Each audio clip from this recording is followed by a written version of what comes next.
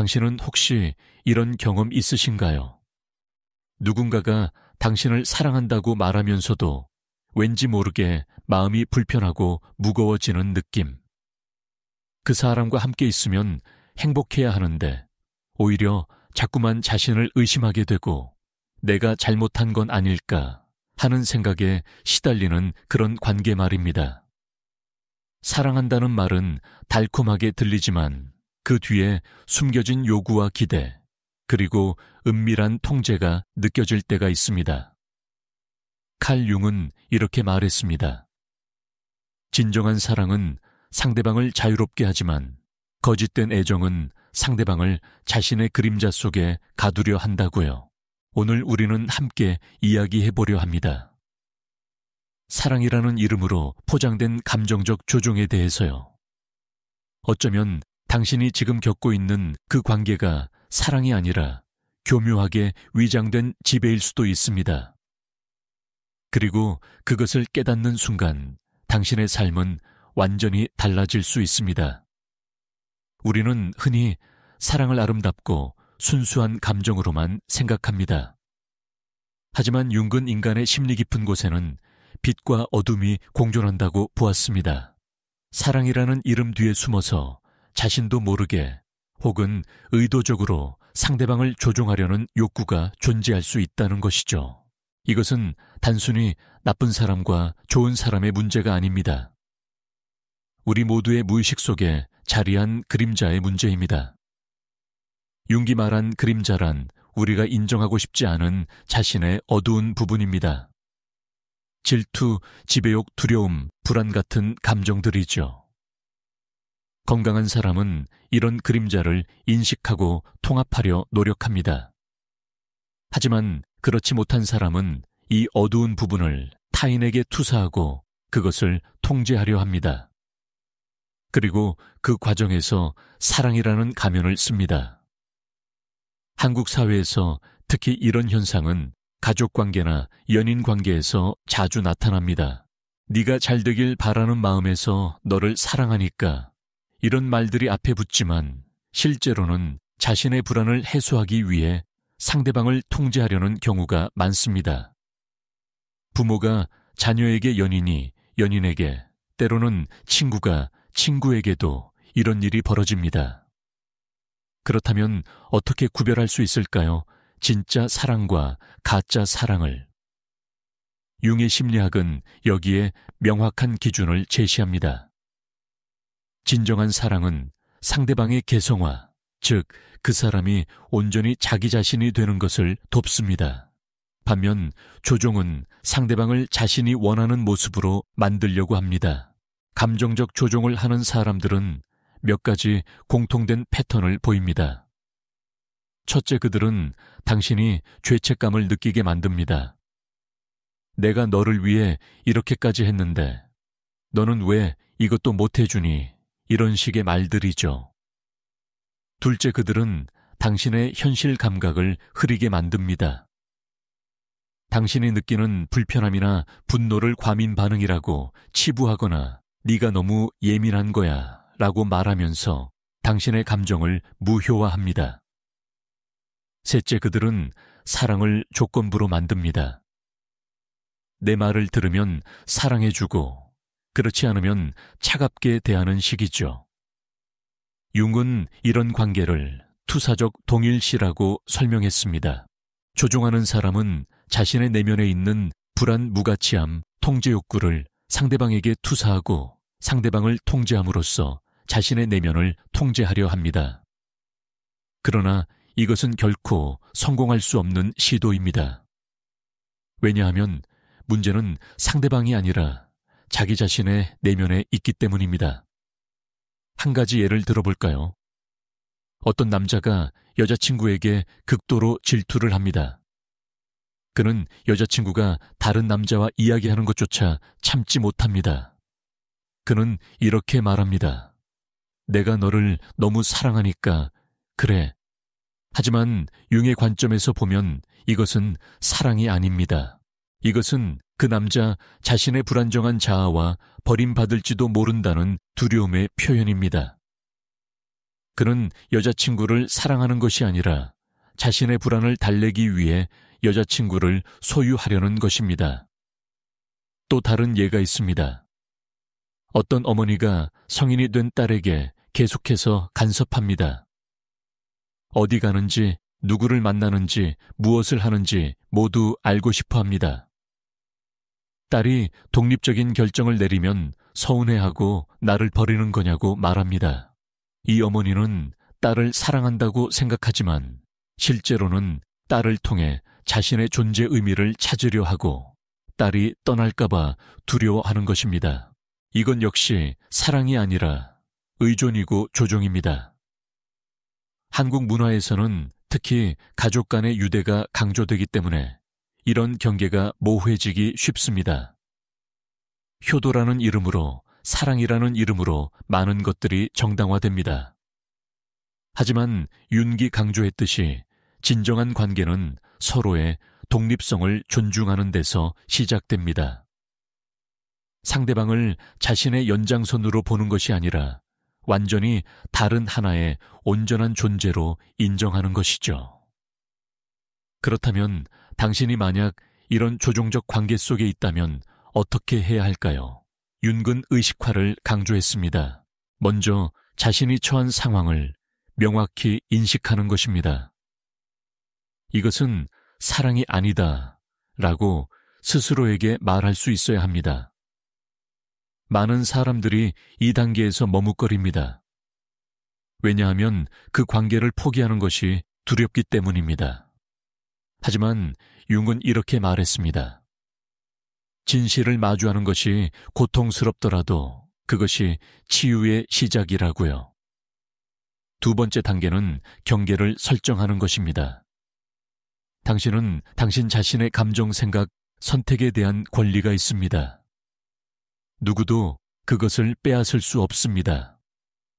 조종하는 사람은 당신이 경계를 설정하려 하면 더 강하게 반발할 것입니다. 그들은 당신을 이기적이라고 비난하거나 더 큰 죄책감을 느끼게 만들려 할 것입니다. 하지만 이것은 당신이 올바른 길을 가고 있다는 증거입니다. 세 번째는 자신의 그림자와 마주하는 것입니다. 왜 나는 이런 관계를 받아들였을까? 내 안에 어떤 두려움이나 결핍이 있었기에 이런 조종을 허용했을까? 융의 심리학에서 가장 중요한 것은 외부의 변화가 아니라 내면의 변화입니다. 당신이 자신의 무의식과 마주하고 자신의 그림자를 통합할 때 비로소 건강한 관계를 맺을 수 있습니다. 많은 사람들이 착각하는 것이 있습니다. 조종하는 사람을 변화시킬 수 있다고 생각하는 것이죠. 하지만 융은 명확히 했습니다. 당신은 타인을 변화시킬 수 없습니다. 오직 자기 자신만을 변화시킬 수 있습니다. 상대방이 변하기를 기다리는 것은 시간 낭비입니다. 그 사람이 스스로 자신의 그림자를 인식하고 변화하고자 하지 않는 한 아무것도 달라지지 않습니다. 그렇다면 조종하는 사람은 왜 그렇게 행동하는 걸까요? 융의 관점에서 보면 그들 역시 피해자입니다. 자신의 그림자와 마주하지 못한 채 내면의 공허함과 두려움에 사로잡혀 있는 사람들이죠. 그들은 진정한 사랑이 무엇인지 배운 적이 없을 수도 있습니다. 어쩌면 그들도 어린 시절 조종당하며 자랐을지도 모릅니다. 하지만 이것이 그들의 행동을 정당화하지는 않습니다. 연민은 가질 수 있지만 그것이 당신이 계속 고통받아야 한다는 의미는 아닙니다. 융은 개성화 과정을 인생의 가장 중요한 과제로 보았습니다. 개성화란 진정한 자기 자신이 되어가는 여정입니다. 타인의 기대나 사회의 압력이 아니라 자신의 내면에서 우러나오는 진실된 목소리를 따르는 것이죠. 조종적 관계는 이 개성화 과정을 방해합니다. 당신은 자신이 되는 것이 아니라 상대방이 원하는 모습이 되려고 애씁니다. 그리고 그 과정에서 당신의 진정한 자아는 점점 더 깊은 무의식 속으로 숨어들게 됩니다. 한국 사회에서 많은 사람들이 체면과 타인의 시선을 의식합니다. 관계를 끊는 것이 주변 사람들에게 어떻게 보일지 걱정합니다. 특히 가족 관계일 경우 더욱 그렇습니다. 하지만 융기 강조했듯이 당신의 삶은 타인을 위한 것이 아닙니다. 당신은 당신 자신의 영혼에 책임이 있습니다. 타인의 승인을 얻기 위해 자신을 희생하는 것은 진정한 미덕이 아니라 자기 배신입니다. 조종적 관계에서 벗어나는 것은 쉽지 않습니다. 그것은 마치 중독에서 벗어나는 것과 비슷합니다. 당신은 그 관계가 독이라는 것을 알면서도 떠나기가 두렵습니다. 윤근 이것을 신경증의 한 형태로 보았습니다. 우리는 고통스러운 것에도 익숙해지고 그것이 없으면 오히려 불안해집니다. 하지만 용기를 내어 그 관계에서 벗어날 때 당신은 비로소 진정한 자유를 경험하게 될 것입니다. 융의 심리학에는 그림자와 함께 아니마와 아니무스라는 개념도 있습니다. 아니마는 남성 내면의 여성적 측면이고 아니무스는 여성 내면의 남성적 측면입니다. 건강한 사람은 이 양면을 모두 통합합니다.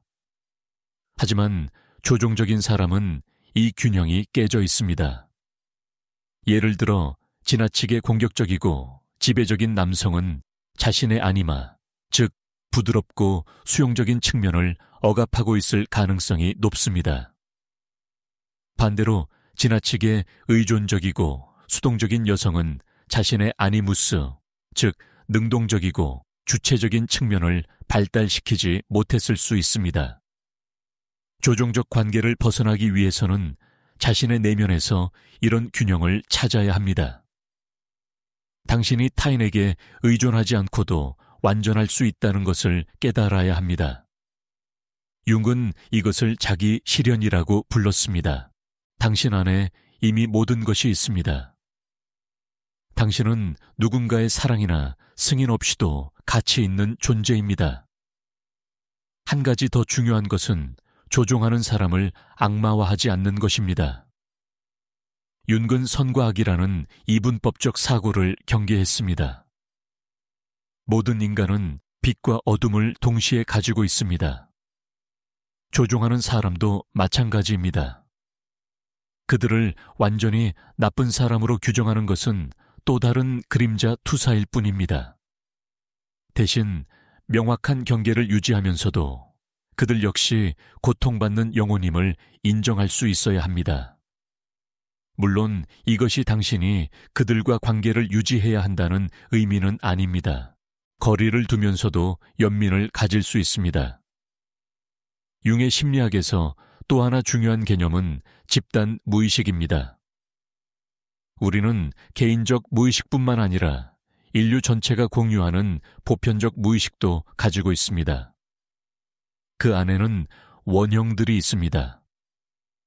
어머니 원형, 아버지 원형, 영웅 원형 등이죠. 조종적 관계는 종종 이런 원형의 왜곡된 표현입니다. 예를 들어 어머니 원형은 본래 양육과 보호를 상징하지만 그것이 왜곡되면 삼키는 어머니, 즉 자식을 통제하고 질식시키는 모습으로 나타날 수 있습니다. 한국의 문화적 맥락에서 이런 원형의 왜곡은 특히 가족 구조 안에서 자주 나타납니다. 유교적 전통에서 부모의 권위는 절대적이었고 자식은 순종해야 했습니다. 하지만 현대 사회에서 이런 구조는 건강하지 않습니다. 윤기 강조했듯이 모든 건강한 관계는 상호성을 기반으로 합니다. 한쪽이 일방적으로 권력을 가지고 다른 쪽이 복종하는 관계는 결코 진정한 관계가 아닙니다. 조종적 관계에서 벗어나는 과정은 종종 위기를 동반합니다. 융은 이것을 긍정적으로 보았습니다. 위기는 변화의 기회이기 때문입니다. 당신이 오랫동안 유지해온 관계를 끊거나 변화시킬 때 당신의 정체성도 흔들립니다. 나는 누구인가? 나는 무엇을 원하는가? 이런 질문들이 떠오릅니다. 이것은 두렵지만 동시에 필요한 과정입니다.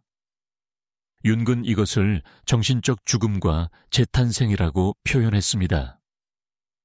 낡은 자아가 죽고 새로운 자아가 태어나는 것이죠.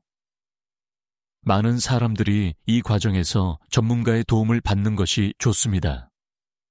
심리 상담이나 치료는 당신이 자신의 무의식을 탐험하고 그림자와 마주하고 새로운 자아를 형성하는 데 큰 도움이 될 수 있습니다. 융 자신도 많은 환자들을 치료하면서 그들이 자기 자신을 발견해가는 과정을 도왔습니다. 당신 혼자서 모든 것을 해결할 필요는 없습니다. 도움을 청하는 것은 약함이 아니라 용기입니다. 융의 심리학은 단순히 문제를 해결하는 것에 그치지 않습니다. 그것은 당신을 더 온전한 인간으로 만드는 것을 목표로 합니다. 조종적 관계에서 벗어나는 것은 단지 고통에서 벗어나는 것이 아니라 당신의 진정한 잠재력을 실현하는 첫걸음입니다. 당신이 더 이상 타인의 기대나 조종에 휘둘리지 않을 때 당신은 비로소 자신의 길을 걸을 수 있습니다. 한 가지 명심해야 할 것은 이 여정이 선형적이지 않다는 것입니다. 때로는 앞으로 나아가다가도 뒤로 물러서는 것처럼 느껴질 수 있습니다. 예전의 관계 패턴으로 되돌아가고 싶은 유혹을 느낄 수도 있습니다. 하지만 융기 말했듯이 개성화는 평생의 과정입니다. 완벽을 추구하는 것이 아니라 조금씩 나아가는 것이 중요합니다. 조종적 관계를 경험한 사람들은 종종 깊은 상처를 가지고 있습니다. 신뢰가 무너지고 자존감이 낮아지고 세상이 안전하지 않다고 느낍니다. 융은 이런 상처를 치유하는 것도 개성화 과정의 일부로 보았습니다. 상처를 인정하고 슬퍼하고 그것을 통합하는 것이죠. 상처를 부인하거나 억압하는 것은 도움이 되지 않습니다. 오히려 그것을 있는 그대로 받아들일 때 진정한 치유가 시작됩니다. 한국 사회에서는 감정을 표현하는 것을 약하다고 여기는 경향이 있습니다. 특히 남성들은 슬픔이나 두려움을 드러내지 말아야 한다고 배웁니다. 하지만 융의 심리학은 이런 억압이 오히려 더 큰 문제를 일으킨다고 말합니다. 감정은 무의식으로 억압될 때 더 강력해집니다. 그것은 꿈으로 증상으로 또는 관계의 문제로 나타납니다. 진정한 강함은 자신의 연약함을 인정할 수 있는 용기에서 나옵니다. 조종적 관계에서 벗어난 후 많은 사람들이 새로운 관계를 시작하는 것을 두려워합니다. 또다시 같은 패턴이 반복될까봐 걱정하는 것이죠. 이것은 자연스러운 반응입니다. 하지만 융이 가르쳐준 것은 당신이 자신의 그림자와 마주하고 통합했다면 이전과는 다른 관계를 만들 수 있다는 것입니다. 당신은 이제 건강한 관계와 그렇지 않은 관계를 구별할 수 있습니다. 당신은 경계를 설정할 수 있고 자신의 가치를 지킬 수 있습니다. 진정한 사랑은 어떤 모습일까요? 융의 관점에서 보면 진정한 사랑은 서로의 개성화를 지지하는 것입니다. 상대방이 온전히 자기 자신이 되도록 돕고 그 과정을 존중하는 것이죠. 진정한 사랑은 소유하지 않습니다. 그것은 자유를 주고 공간을 허락하고 차이를 받아들입니다. 진정한 사랑은 조건 없이 주어지고 상대방을 변화시키려 하지 않습니다. 많은 사람들이 이런 사랑을 경험한 적이 없습니다. 그들이 알고 있는 사랑은 항상 조건부였습니다. 네가 이렇게 하면 사랑해 줄게. 네가 내 기대에 부응하면 인정해 줄게. 이런 식이었죠. 하지만 융은 우리에게 다른 가능성을 보여줍니다. 우리는 서로를 있는 그대로 사랑할 수 있습니다. 우리는 서로의 그림자조차도 받아들이고 존중할 수 있습니다. 이것이 바로 성숙한 사랑입니다. 한국의 많은 부부들이 겉으로는 평화로워 보이지만 내면적으로는 서로를 조종하고 통제하려 합니다. 체면을 유지하기 위해 아이들을 위해 경제적 이유로 관계를 유지하지만 진정한 친밀감은 없습니다. 윤군 이런 관계를 껍데기 결혼이라고 불렀을 것입니다. 형식은 있지만 내용이 없는 관계 말입니다. 이런 관계는 두 사람 모두를 불행하게 만듭니다. 그리고 그 불행은 다음 세대로 전달됩니다. 조종적 관계의 패턴은 세대를 거쳐 전달됩니다. 조종당하며 자란 아이는 자라서 조종하는 사람이 되거나 또다시 조종당하는 관계를 맺을 가능성이 높습니다. 왜냐하면 그것이 그들이 아는 유일한 관계 방식이기 때문입니다. 융은 이것을 심리적 유산이라고 불렀습니다. 하지만 희망은 있습니다. 당신이 이 패턴을 인식하고 의식적으로 변화하려 한다면 이 악순환을 끊을 수 있습니다. 당신은 다음 세대에게 다른 유산을 남길 수 있습니다. 자녀를 키우는 부모라면 특히 이 점을 깊이 생각해 봐야 합니다. 당신은 자녀에게 어떤 관계 모델을 보여주고 있나요? 당신은 자녀를 조종하고 있지는 않나요? 자녀의 감정을 무시하거나 자녀가 당신의 기대에 부응하지 않을 때 사랑을 거두지는 않나요? 윤기 강조했듯이 부모가 자신의 그림자를 인식하고 다루는 것은 자녀의 건강한 발달을 위해 필수적입니다. 당신이 자신과의 관계를 치유할 때 자녀와의 관계도 치유됩니다. 조종적 관계에서 벗어나는 것은 때로 물리적 거리를 두는 것을 의미합니다. 가족이라도 말입니다. 이것이 한국 문화에서는 특히 어려운 결정일 수 있습니다. 하지만 융은 명확히 했습니다. 당신의 정신 건강이 가장 중요합니다. 당신이 건강하지 않으면 누구에게도 도움이 될 수 없습니다. 비행기에서 산소 마스크를 먼저 자신에게 씌우라고 하는 것처럼 당신은 먼저 자신을 돌봐야 합니다. 거리를 두는 것이 반드시 관계를 끊는 것을 의미하지는 않습니다. 때로는 심리적 거리를 유지하면서도 최소한의 연락을 유지할 수 있습니다. 중요한 것은 당신이 더 이상 그들의 조종에 반응하지 않는다는 것입니다. 당신은 자신의 중심을 지킵니다. 그들이 죄책감을 유발하려 해도 당신은 흔들리지 않습니다. 이것은 냉정함이 아니라 건강한 자기 보호입니다. 융의 심리학은 또한 용서에 대해 이야기합니다. 하지만 이것은 흔히 생각하는 용서와는 다릅니다. 융의 용서는 상대방의 행동을 정당화하거나 잊는 것이 아닙니다. 그것은 당신 자신을 분노와 원망으로부터 해방시키는 것입니다. 용서는 상대방을 위한 것이 아니라 당신 자신을 위한 것입니다. 당신이 용서할 때 당신은 더 이상 과거에 묶여 있지 않습니다. 당신은 자유롭게 앞으로 나아갈 수 있습니다. 하지만 용서가 화해를 의미하지는 않습니다. 당신은 누군가를 용서하면서도 그들과 관계를 유지하지 않을 수 있습니다. 이것은 모순이 아닙니다. 당신은 그들을 인간으로서 이해하고 연민을 가질 수 있지만 동시에 자신을 보호하기 위해 거리를 둘 수 있습니다. 융은 이런 복잡한 감정들을 모두 인정했습니다. 심리는 단순하지 않습니다. 우리는 동시에 여러 가지 모순된 감정을 느낄 수 있고 그것은 정상입니다. 조종적 관계를 경험한 후 많은 사람들이 자신에게도 책임이 있다고 느낍니다. 내가 더 강했다면, 내가 더 똑똑했다면 이런 일이 일어나지 않았을 거라고 생각합니다. 하지만 이것은 또 다른 형태의 자기 조종입니다. 융기 말했듯이 우리는 완벽하지 않습니다. 우리는 실수를 하고 때로는 잘못된 판단을 내립니다. 중요한 것은 자신을 비난하는 것이 아니라 배우고 성장하는 것입니다. 자기 연민은 치유의 중요한 부분입니다. 당신은 자신에게 친절할 자격이 있습니다.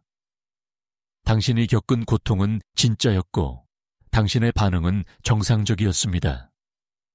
당신은 살아남았고 이제 더 나은 삶을 선택하려 합니다. 이것은 놀라운 용기입니다. 융은 개성화 과정이 영웅의 여정과 같다고 말했습니다. 당신은 어둠 속으로 내려가 자신의 그림자와 싸우고 보물을 가지고 돌아옵니다. 그 보물은 바로 당신의 진정한 자아입니다. 조종적 관계에서 벗어난 후의 삶은 어떨까요? 많은 사람들이 처음에는 공허함을 느낍니다. 그 관계가 비록 고통스러웠지만 당신의 삶의 큰 부분을 차지했기 때문입니다. 이제 그것이 사라지고 나면 무엇으로 그 공간을 채워야 할지 모르겠다고 느낍니다. 융은 이것을 긍정적인 신호로 보았습니다. 공허함은 새로운 것으로 채워질 수 있는 가능성을 의미하기 때문입니다. 이제 당신은 자신을 위한 시간을 가질 수 있습니다. 당신이 진정으로 무엇을 원하는지, 무엇을 즐기는지 발견할 수 있습니다. 어쩌면 당신은 오랫동안 자신의 욕구를 억압해 왔을지도 모릅니다. 이제 그것들을 탐험할 시간입니다. 새로운 취미를 시작하고 새로운 사람들을 만나고 새로운 경험을 해보세요.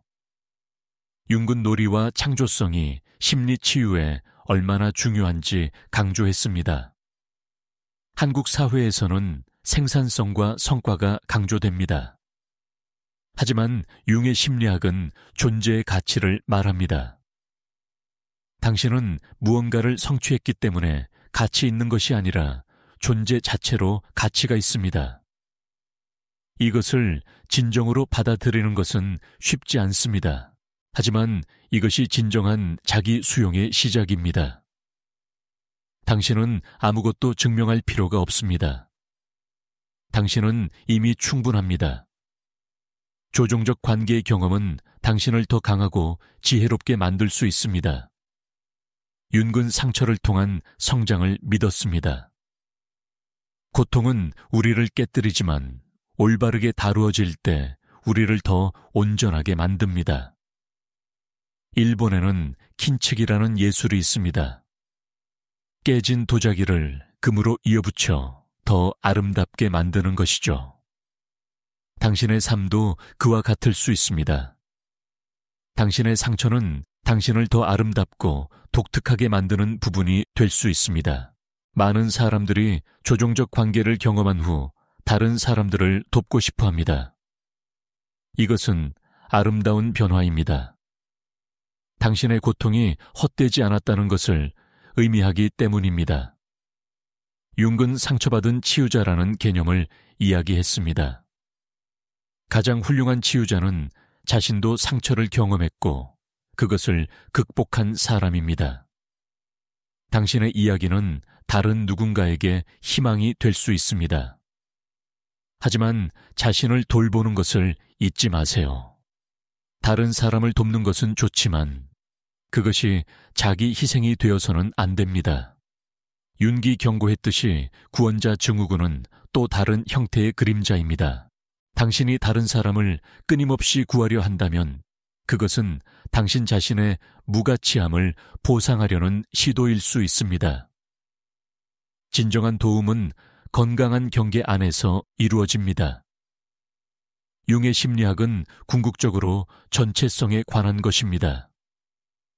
우리는 빛과 어둠 남성성과 여성성 의식과 무의식을 모두 통합함으로써 온전해집니다. 조종적 관계는 우리를 분열시킵니다. 하지만 그것에서 벗어나는 과정은 우리를 다시 하나로 만듭니다. 당신은 더 이상 조각나지 않습니다. 당신은 온전한 하나의 존재입니다. 이 여정은 끝이 없습니다. 윤근 개성화가 평생의 과정이라고 말했습니다. 우리는 계속해서 배우고 성장하고 변화합니다. 완벽에 도달하는 것이 목표가 아닙니다. 과정 자체가 목표입니다. 당신이 매일 조금씩 더 자기 자신이 되어간다면 그것으로 충분합니다. 한국의 많은 사람들이 빨리빨리 문화에 익숙합니다. 모든 것을 빠르게 해결하려 합니다. 하지만 심리적 치유는 시간이 걸립니다. 윤근 인내심을 강조했습니다. 당신의 무의식은 자신의 속도로 펼쳐집니다. 그것을 서두를 수 없습니다. 때로는 멈추고 쉬고 그저 존재하는 것이 필요합니다. 이것은 게으름이 아니라 지혜입니다. 당신이 이 글을 읽고 있다는 것은 당신이 이미 변화를 향한 첫걸음을 내디뎠다는 의미입니다. 당신은 자신의 상황을 인식하고 더 나은 것을 찾고 있습니다. 이것은 용기 있는 행동입니다. 많은 사람들이 평생 부인과 억압 속에서 살아갑니다. 하지만 당신은 다릅니다. 당신은 진실을 마주할 준비가 되어 있습니다. 마지막으로 윤기 강조한 한 가지를 기억하세요. 당신은 혼자가 아닙니다. 우리는 모두 집단 무의식으로 연결되어 있습니다. 당신이 겪고 있는 고통은 수많은 사람들이 겪었고 겪고 있는 보편적인 인간 경험입니다. 당신이 홀로 싸우고 있다고 느낄 때 당신 안에 있는 더 큰 지혜 윤기, 자기라고 부른 것을 믿으세요. 그것은 당신을 인도할 것입니다. 조종적 관계에서 벗어나는 것은 끝이 아니라 시작입니다. 그것은 당신이 진정으로 살기 시작하는 순간입니다. 더 이상 생존 모드가 아니라 번영 모드로 들어서는 것입니다. 융은 우리 모두가 자신의 신화를 살아야 한다고 말했습니다. 당신의 신화는 무엇인가요? 당신은 어떤 이야기를 쓰고 싶나요?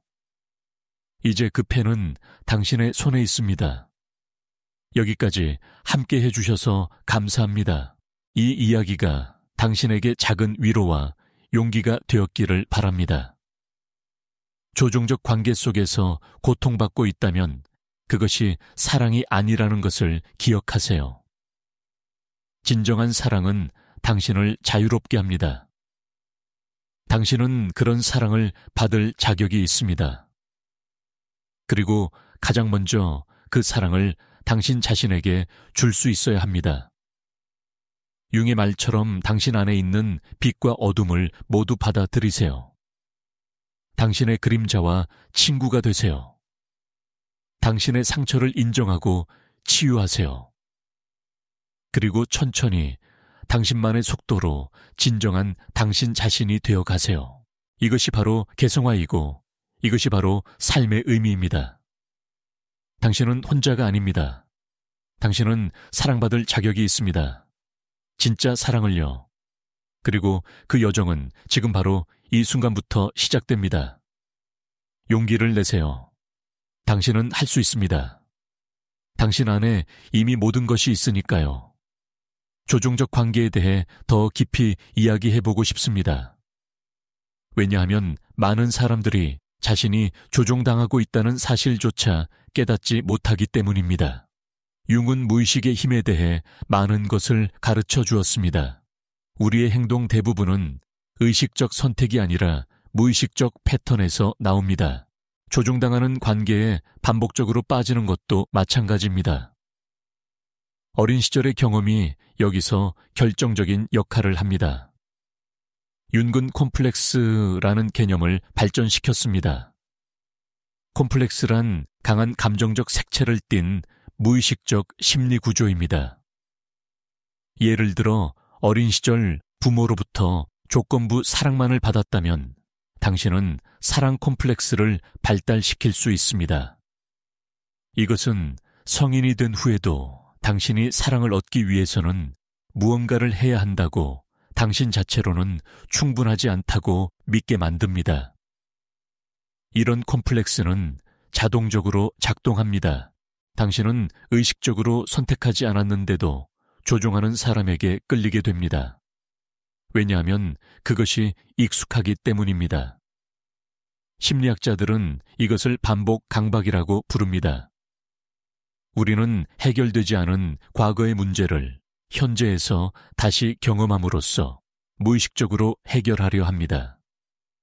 하지만 의식적인 작업 없이는 같은 패턴만 반복될 뿐입니다. 한국의 많은 가정에서 정서적 학대는 훈육이나 교육이라는 이름으로 정당화됩니다. 부모는 자녀를 위한다고 생각하지만 실제로는 자신의 불안과 기대를 자녀에게 투사하고 있습니다. 네가 명문대에 가지 못하면 나는 실패한 부모야. 이런 식의 메시지를 은연중에 전달합니다. 자녀는 부모의 감정적 안정을 책임지게 되고 자신의 욕구와 감정은 뒷전으로 밀려납니다. 융은 이것을 심리적 근친상간이라고 불렀습니다. 물론 이것은 물리적 근친상간이 아니라 심리적 경계의 침해를 의미합니다. 부모가 자녀를 독립적인 개인으로 보지 않고 자신의 일부나 연장선으로 볼 때 일어납니다. 자녀는 자신만의 정체성을 발달시킬 수 없고 부모의 기대와 욕구에 항상 반응해야 합니다. 이것은 깊은 심리적 상처를 남깁니다. 성인이 된 후에도 이런 패턴은 계속됩니다. 당신은 자신의 욕구보다 타인의 욕구를 우선시합니다. 당신은 다른 사람이 불편해하거나 화내는 것을 견디지 못합니다. 당신은 항상 평화를 유지하려 하고 갈등을 피하려 합니다. 이것은 좋은 성품처럼 보이지만 실제로는 어린 시절의 생존 전략입니다. 당신은 부모의 기분을 맞춰야만 안전했고 그 패턴이 지금까지 이어지고 있는 것입니다. 조종하는 사람들은 이런 패턴을 본능적으로 알아챕니다. 그들은 당신의 약점, 당신의 죄책감 버튼을 정확히 압니다.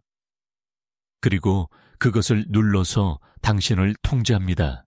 이것은 반드시 의도적이지 않을 수 있습니다. 그들 역시 자신의 무의식적 패턴에 따라 행동하고 있을 수 있습니다. 하지만 의도의 유무와 관계없이 결과는 같습니다. 당신은 고통받습니다. 융의 치료 방법은 의식화였습니다. 무의식적인 것을 의식으로 끌어올리는 것이죠. 당신이 자신의 패턴을 인식할 때 비로소 그것을 변화시킬 수 있습니다. 이것은 쉬운 작업이 아닙니다. 때로는 고통스럽습니다. 당신은 자신이 보고 싶지 않았던 것들을 마주해야 합니다. 당신의 약함, 당신의 두려움, 당신이 피해자인 동시에 가해자일 수도 있다는 사실까지도요. 예를 들어 당신이 조종당하는 관계에 머물러 있다면 그것은 단지 상대방 때문만은 아닐 수 있습니다. 어쩌면 당신도 그 관계에서 무언가를 얻고 있을지도 모릅니다. 희생자 정체성이 당신에게 안전함을 줄 수 있습니다. 당신은 책임을 지지 않아도 되고 당신의 삶의 문제를 다른 사람 탓으로 돌릴 수 있습니다. 이것은 가혹하게 들릴 수 있지만 융의 심리학은 항상 정직함을 요구합니다. 물론 이것이 학대를 정당화하는 것은 아닙니다. 조종하는 사람의 행동은 결코 용납될 수 없습니다. 하지만 당신이 진정으로 자유로워지려면 당신 자신의 역할도 살펴봐야 합니다. 왜 나는 이 관계를 선택했을까? 왜 나는 떠나지 못하고 있을까? 이런 질문들이 중요합니다. 융은 그림자 작업의 중요성을 강조했습니다. 그림자 작업이란 자신의 어두운 면을 탐구하는 것입니다.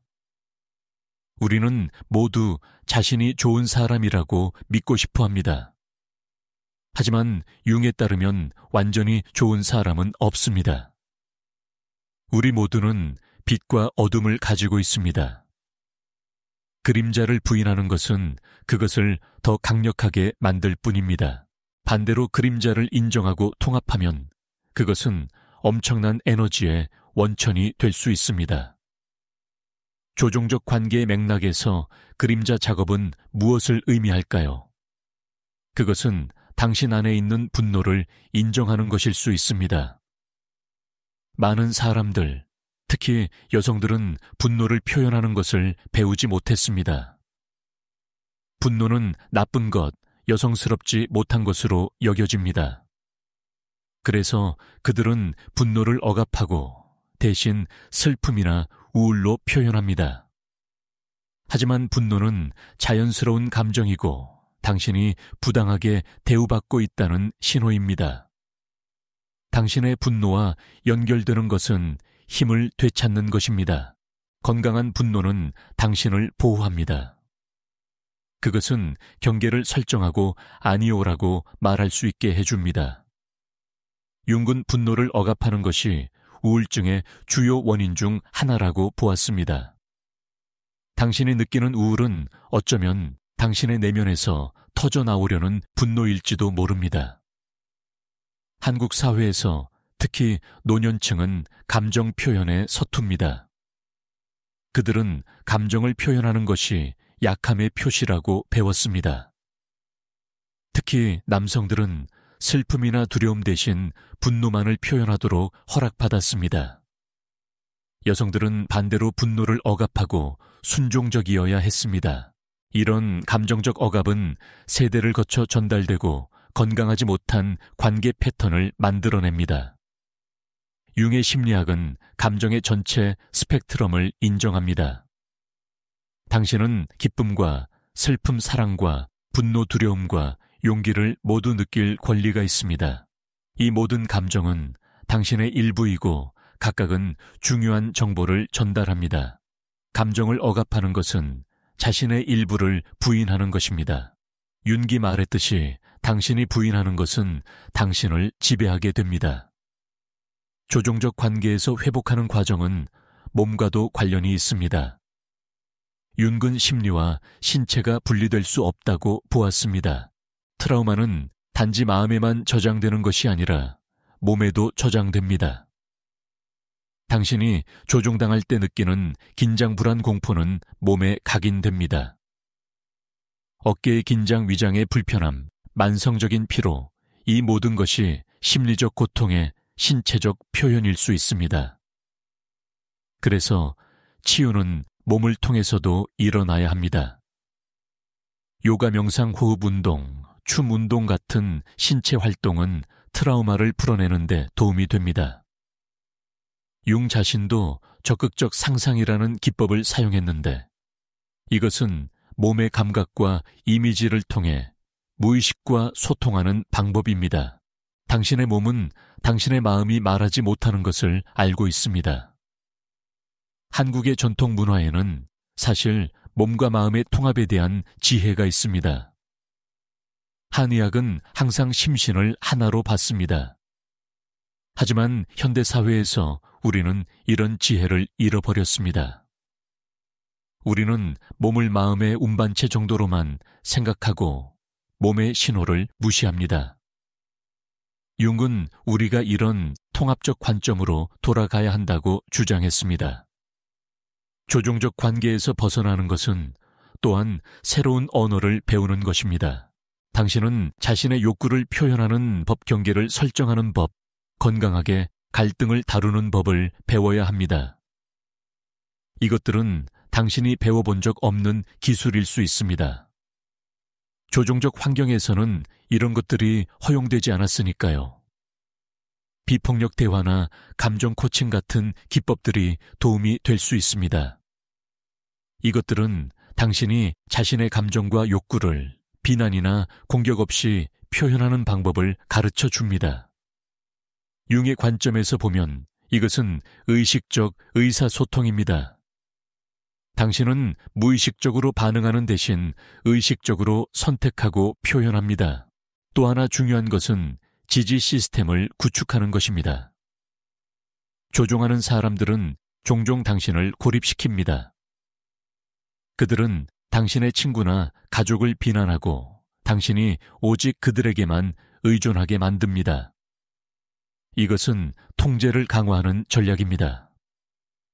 당신이 다른 관계를 가지고 있다면 당신은 대안을 볼 수 있고 그 조종적 관계가 정상이 아니라는 것을 깨달을 수 있기 때문입니다. 그래서 회복 과정에서 건강한 관계를 다시 맺는 것이 중요합니다. 당신을 있는 그대로 받아들여주는 사람들, 당신의 경계를 존중하는 사람들과의 관계 말입니다. 처음에는 이것이 어색할 수 있습니다. 당신은 조건부 사랑에 익숙하기 때문에 무조건적 수용이 낯설게 느껴질 수 있습니다. 하지만 시간이 지나면서 당신은 이것이 진짜 사랑의 모습임을 알게 될 것입니다. 윤근 동시성이라는 개념도 제시했습니다. 이것은 의미 있는 우연의 일치를 말합니다. 당신이 변화를 시작할 때 종종 놀라운 일들이 일어납니다. 적절한 시기에 적절한 사람을 만나거나 필요한 정보를 우연히 발견하거나 예상치 못한 기회가 생깁니다.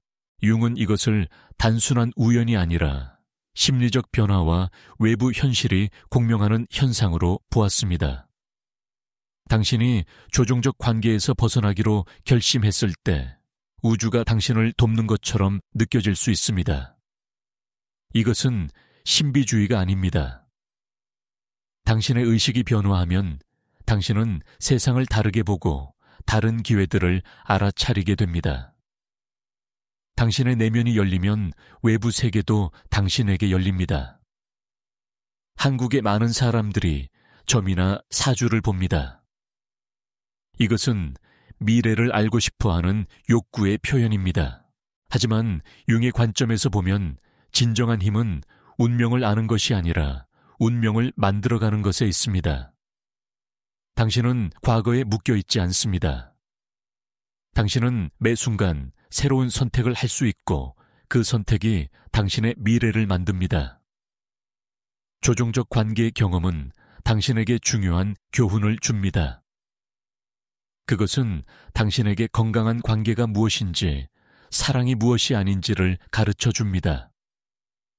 그것은 당신의 한계를 보여주고 동시에 당신의 강함도 보여줍니다. 당신은 그 모든 것을 견뎌냈고 여전히 여기 있습니다.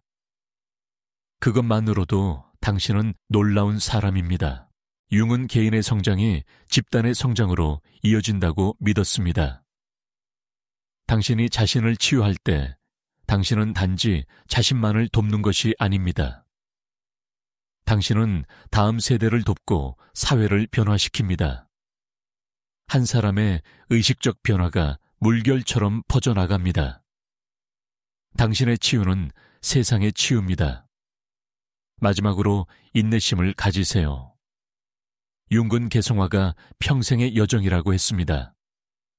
당신은 하루아침에 완전히 변하지 않을 것입니다. 때로는 좌절하고 다시 예전 패턴으로 돌아갈 수도 있습니다. 하지만 그것도 과정의 일부입니다. 중요한 것은 포기하지 않는 것입니다. 계속 나아가는 것입니다. 한 걸음씩 하루씩 당신은 더 자유로워지고 더 온전해집니다. 그리고 언젠가 당신은 돌아보며 깨닫게 될 것입니다. 얼마나 먼 길을 왔는지를, 그리고 그 여정이 얼마나 가치 있었는지를. 당신은 이미 그 길을 걷고 있습니다.